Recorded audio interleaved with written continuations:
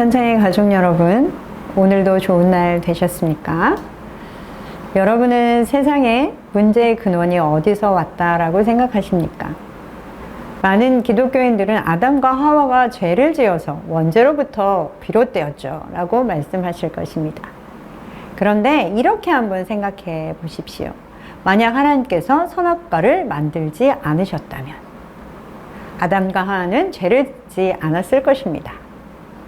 그렇다면 세상에 사망과 저주도 들어오지 않았을 것이고, 또한 그렇다면 인간은 구원을 받을 필요가 없었을 것입니다. 그리고 또한 예수님께서는 우리의 죄를 없이 하시기 위해 십자가를 지고 돌아가시지 않아도 되었을 것입니다. 자, 그렇다면 모든 문제의 근원은 선악과를 만드신 하나님께 있다는 것일까요? 사람들이 처음 예수를 믿겠다라고 말할 때 모든 사람들이 대부분 한 번쯤은 고민해 보는 문제입니다. 여러분은 뭐라고 대답해 주시겠습니까?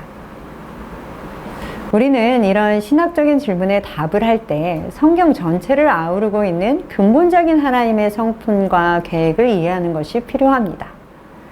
성경의 어느 한 부분만을 보고 판단하는 것은 하나님에 대해서 잘못 이해하는 실수를 범하게 만듭니다.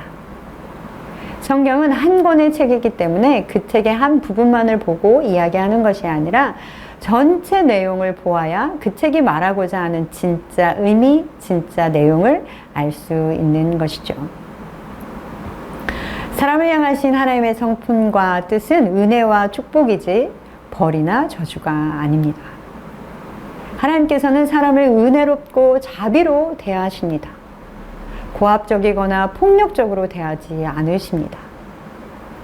성경에서도 나오고 있는 비유와 같이 하나님은 우리에게 엄격하게 사형 선고를 내리고 우리와 관계없이 사는 그런 불의한 재판장과 같으신 분이 아니십니다.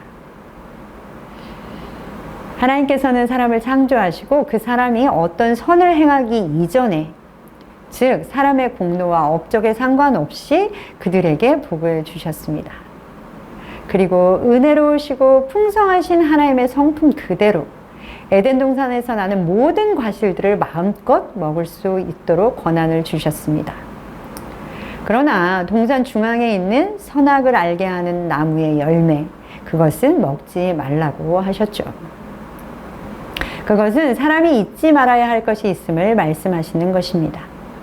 그리고 이어서 아담과 하와에게 복을 주시면서 하나님 나라를 이루어 살도록 생육하고 번성하고 땅에 충만하라고 하시고 땅과 모든 생물을 다스리라 라고 하셨습니다. 이것은 그들에게 국민과 국토와 주권에 대한 복을 주신 것입니다. 그러나 우리가 잘 알지만 국가라는 것이 골격이 갖추어졌다고 해서 그 나라의 질서가 세워지는 것은 아닙니다. 하나님께서 선악과를 먹지 말라라고 하시는 이 금지하는 명령을 통해서 하나님 나라의 질서를 확립하셨습니다. 그런데 인간의 시야는 먹지 말라라고 금지한 것에만 관심을 가집니다. 그러나 하나님이 세우신 헌법은 먼저는 무슨 과일이든지 먹어도 좋다라고 하신 것이고, 그리고 그 다음이 선악과는 먹지 말라라고 하신 금지의 명령인 것입니다. 선악을 알게 하는 나무를 만들어 동산 중앙에 두고 그 열매를 먹지 못하게 하심으로써 사람에게 에덴 동산을 자기 임의대로 할 수 있는 권한을 주셨지만 그 이전에 에덴 동산과 그 안에 있는 모든 것을 선물로 주신 하나님이 계시다라는 것을 가르쳐 주시려고 했던 것입니다. 사람은 그 하나님의 권위를 인정하고 하나님께 순종하고 감사한 마음을 가지고 살아야 하는 것이죠. 선악과를 만드시고 그리고 그것을 금지하신 것의 첫 번째 의미는 아담과 하와를 통하여 세우실 하나님 나라의 내용과 질서를 확립하는 헌법의 수립으로서의 의미가 있습니다. 그리고 두 번째로는 하나님과 사람의 차이를 분명하게 확인시키시고 기억하도록 만드시는 도구로서의 의미가 있는 것입니다.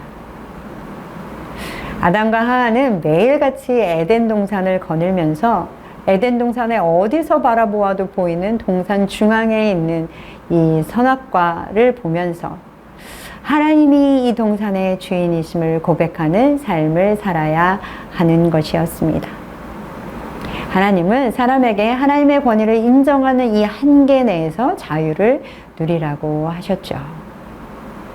그 한계를 넘어설 때는 그것이 하나님 나라의 질서를 깨트리고 죄를 짓는 것이 되는 것입니다. 사랑하는 선창의 가족 여러분, 왜 선악과를 만드시게 되었는지 이해하시게 되었나요? 선악과는 우리를 징벌하시기 위해 만드신 하나님의 벌하심의 도구가 아니라 우리에게 하나님 나라의 복을 주시기 위한 도구임을 기억하시는 선창의 가족 여러분 되시기를 소망합니다.